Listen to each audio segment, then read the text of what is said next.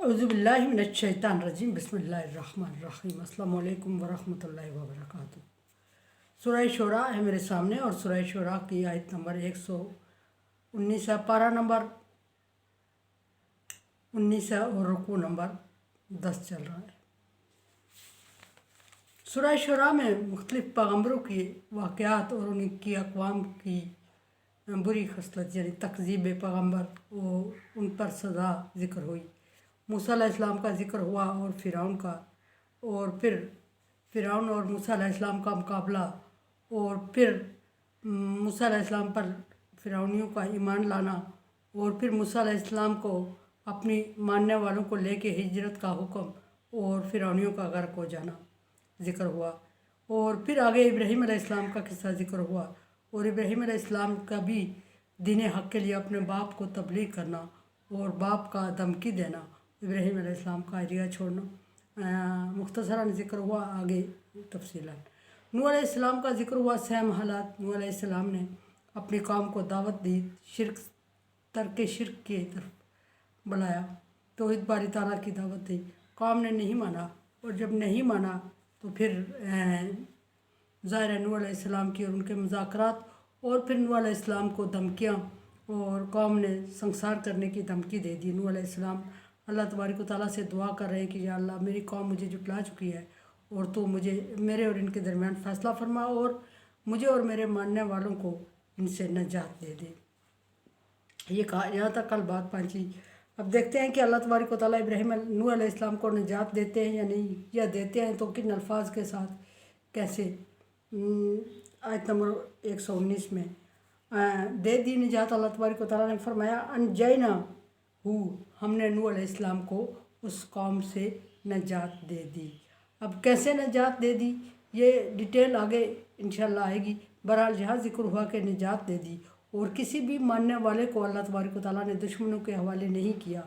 हर दफ़ा पैगम्बर को और पैगम्बर की पर ईमान लाने वालों को अल्लाह तबारक व तआला ने नजात दी, और मुनकरीन को, तकज़ीब करने वालों को, जुटलाने वालों को अल्लाह तबारक व तआला ने सज़ा दी और गर्क किया। किसी को आंधी तूफ़ान की ज़द में लाया, किसी को मुख्तलिफ अज़ाब में मुब्तला करके उनको जहन्नम वासल किया। यहाँ पर मैं अनजैना हमने जिस तरह उसने मांगा उसको उस तरह निजात दे दी। किस तरह? नूह अलैहिस्सलाम को कौम से निजात दी, और सिर्फ नूह अलैहिस्सलाम को निजात नहीं दी बल्कि जिस तरह दो हिस्सों में नूह अलैहिस्सलाम ने निजात मांगी थी कि मुझे और मुझ पर ईमान लाने वालों को निजात अता फरमा। पिछली आयत में जहाँ अल्लाह तबारक व तआला फरमा मन माऊ, और उसके उस पर ईमान लाने वालों को, माऊ का मतलब साथ देने वालों का भी निजात अता फरमाई। यानी कि ईमान वाले और नूह अलैहिस्सलाम निकल पड़ते। किससे? उस कौम से निजात दी। अब किस तरह निजात दी ये अल्लाह तबारक व तआला आगे फरमा रहे हैं। फिर फुल्किल मशहून, चलती हुई कश्ती के ज़रिए से। अब ये कोई वो कश्ती नहीं है जो दरिया में चल रही थी और मूसा अलैहिस्सलाम नूह अलैहिस्सलाम गए मूसा अलैहिस्सलाम की तरह, और दरिया ने चीर के रास्ता दे दिया, या दरिया ने कश्ती को किनारे पे लगा के खड़ा कर दिया और नूह अलैहिस्सलाम और उसके मानने वाले उस पर सवार हो गए। ऐसा नहीं था, बल्कि नूह अलैहिस्सलाम को बहुत अरसा इंतज़ार करना पड़ा, और इंतज़ार करना पड़ा तो नूह अलैहिस्सलाम को हुक्म हुआ कि कश्ती बना दे। अब नूह अलैहिस्सलाम उस वक्त निजात मांग रहे हैं और हज़ारों साल नूह अलैहिस्सलाम को कश्ती तैयार करने में लगे, तो फिर मतलब ये निजात तो न, उस दौरान नूह अलैहिस्सलाम कितनी टार्चर और तकलीफ़ से गुजरे होंगे, और अल्लाह तबारक व तआला ने अपने पैगम्बर की दुआ को कबूल किया, लेकिन यकदम उसको उस मुश्किल से या कौम की ज़िद से, कौम की दुश्मनी से उसी वक्त आज़ाद क्यों नहीं फरमा दिया। इसमें भी एक हिकमत पोशीदा थी कि एक नई चीज़ थी जो दुनिया में अल्लाह तबारक व तआला ने ईजाद करनी थी, और नूह अलैहिस्सलाम के ज़रिए से अल्लाह तबारक व तआला ने उसको ईजाद करवाना था। सो नूह अलैहिस्सलाम मुश्किल में पड़े तो अल्लाह तबारक व तआला ने उसको ऐसा नहीं फरमाया कि मूसा अलैहिस्सलाम की तरह गुज़रा और रास्ता दे दिया पानी ने। अल्लाह ऐसा करने पे कादर था, लेकिन यहाँ नूह अलैहिस्सलाम को हुक्म हुआ कि कश्ती बना दे। ये भी मतलब है कि मूसा अलैहिस्सलाम को दरिया में से गुज़र के दूसरी तरफ खुशकी थी जाना था, اور اس قوم کا عذاب مختلف تھا۔ اس عذاب کی نوعیت سے اللہ تبارک و تعالیٰ نے نوح علیہ السلام کو حکم فرمایا۔ موسیٰ علیہ السلام کو پانی میں سے گزر کے جانا تھا، آگے بھی خشکی تھی، پیچھے بھی خشکی چھوڑ آئے تھے، تری میں سے گزرنا تھا، لیکن نوح علیہ السلام کا جو عذاب آنا تھا نوح علیہ السلام کی قوم پہ، اس میں پورا دنیا پانی ہی پانی ہو جانا تھا، کہیں گزر کے دوسری جگہ جانے کا ممکن ہی نہیں تھا راستہ۔ سو اللہ تبارک و تعالیٰ نے فی الفلک المشحون کا مطلب یہ کہ کشتی پر سوار ہو کے نکل جانے کا حکم دیا۔ اور کشتی پر ایسے پھر میں عرض کروں کہ وہ کشتی کنارے پہ آ کے نہیں لگی، بلکہ نوح علیہ السلام کو حکم ہوا کہ کشتی تیار کر، منو ٹنوں کے حساب سے اس میں کیلیں لگی۔ اللہ تبارک و تعالیٰ کی حکمت، پھٹے لگے اور کشتی بنانا شروع کر دی نوح علیہ السلام نے۔ لوگ جاتے ہوئے گزرتے ہوئے نوح علیہ السلام کو دیکھ کے، بڑا عرصہ لگا اس میں، نوح علیہ السلام کو دیکھ کے مذاق اڑا رہے، یہ بندہ کیا کر رہا ہے؟ یہ کہہ رہا ہے کہ میں اللہ کا پیغمبر ہوں، اور یہ کشتی بنا رہا ہے، کہاں چلائے گا؟ ہواؤں میں چلائے گا، خشکی میں چلائے گا، اس کی کشتی دوڑے گی؟ یہ کہتا ہے کہ اللہ کا حکم ہوا اور میں کشتی بنا رہا ہوں۔ اب دیکھیں اس کا پاگل پن، ہم اس کو دیوانہ نہ کہیں تو اور کیا کہیں؟ کیا یہ پیغمبر ہے؟ اس کو زمینی حقائق نظر نہیں آ رہے کہ کہیں دور دور تک اتنا پانی نہیں کہ مویشی یا چرند پرند اس سے پی لے، اور یہ کشتی بنا رہا ہے جیسے پانی پہ تیرنے کے لیے، اور زمین خشک پڑی ہے، بنجر پڑی ہے، اور ہم اس کو پاگل نہ کہیں تو کیا کہیں؟ سو اس طرح کے کامنٹس کرتے، ایک دوسرے کو اشارے کرتے گزر رہے تھے، اور نوح علیہ السلام مگن تھے کشتی بنانے میں۔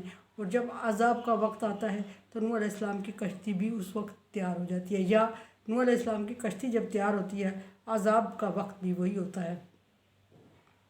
سو نوح علیہ السلام کو اللہ تبارک و تعالیٰ نے حکم دیا کہ ہر ایک چیز کا جوڑا جوڑا لے کے اس کشتی میں سوار ہو جا، ایون کہ چوہا ہوتا ہے اس کا بھی جوڑا لیا، بلیوں کا بھی جوڑا لیا، شیر کا بھی لیا، اور کھانے پینے کا بھی سارا سامان لیا، انسانوں حیوانوں چرند پرند دنیا میں پائی جانے والی ہر ایک شے کا نوح علیہ السلام نے اللہ کے حکم کے مطابق جوڑا اس کشتی میں سوار کیا۔ وہ کشتی 3 پورشن پہ مشتمل تھی، نیچے والے میں جانور رکھے گئے، اوپر والے میں خود انسان بیٹھے، اس کے اوپر والے کھانے پینے کی چیزیں لا دی گئی، یا درمیانے والے میں کھانے پینے کی چیزیں اور اوپر والے میں بیٹھے خود۔ 3 پورشن پہ بہت بڑی کشتی تھی، اور اس میں جب سوار ہوئے تو روایات میں، یہ ابن کثیر کی کتاب میں نے پڑھا کہ گدھے کو سوار کرنے لگے تو گدھا گر گیا، اور پھر پتہ چلا کہ شیطان نے اس کو پکڑ کے گھسیٹ لیا، اور شیطانی اثرات اس میں مرتب۔ بہرحال جیسا بھی کیا، اس کو سوار کیا ہر ایک چیز کو، اور وہاں سے نکل پڑے تو نوح علیہ السلام کی کشتی سالوں سال سفر کرتی ہوئی جا کے جودی پہاڑ سے ٹکرائی۔ جودی پہاڑ وہ مرکز تھا جہاں نوح علیہ السلام کو اترنا تھا۔ سو ابھی کشتی پانی میں ڈوبی ہوئی تھی، نوح علیہ السلام کی کشتی ٹکر گئی جب، تو نوح علیہ السلام کو اندازہ ہو گیا کہ یہاں رکنا ہے، اور رکے تو پھر آہستہ آہستہ پانی کی سطح کم ہوتی گئی، اور باہر کے آثار نظر آئے، اور کبوتر کے ذریعے نوح علیہ السلام نے پتہ کیا کہ پیچھے یہ بات ڈیٹیل میں گزری ہے کہ کیسے جا کے دیکھیں کہ کبوتر کو بھیجا، کبوتر گیا اور لتھڑی کوئی تنکے اٹھا کے لیا۔ نوح علیہ السلام نے فرمایا کہ شاید کہ پانی کی مقدار کم ہو رہی ہے، ابھی آثار ہے۔ دوسری دفعہ کبوتر کو بھیجا، واپس نہیں آیا۔ نوح علیہ السلام سمجھ گئے کہ کہیں دانہ دن کا چگنے لگ گیا ہوگا، اور کشتی اترے، اور اس وقت نوح علیہ السلام کو حکم ہوا کہ دوسری قوم میں جا کے اللہ کے دین کو پھیلائیں۔ بہرحال ڈیٹیل آگے اور آئے تو پیچھے بھی گزر چکی ہے، لمبی ہو جاتی ہے اور بار بار ریپیٹڈ ہے۔ قرآن سمجھے، دیکھا سمجھے، اور سبسکرائب کریں اور صدقہ جاریہ میں میرا ساتھ دیں۔ اللہ تبارک و تعالیٰ کا حکم، تعاون علی البر والتقویٰ، نیکی اور بھلائی کے کاموں میں ایک دوسرے سے تعاون کریں۔ سبسکرائب کریں، لائک کریں اور شیئر کریں، پھر تعاون ہوگا۔ اللہ حافظ۔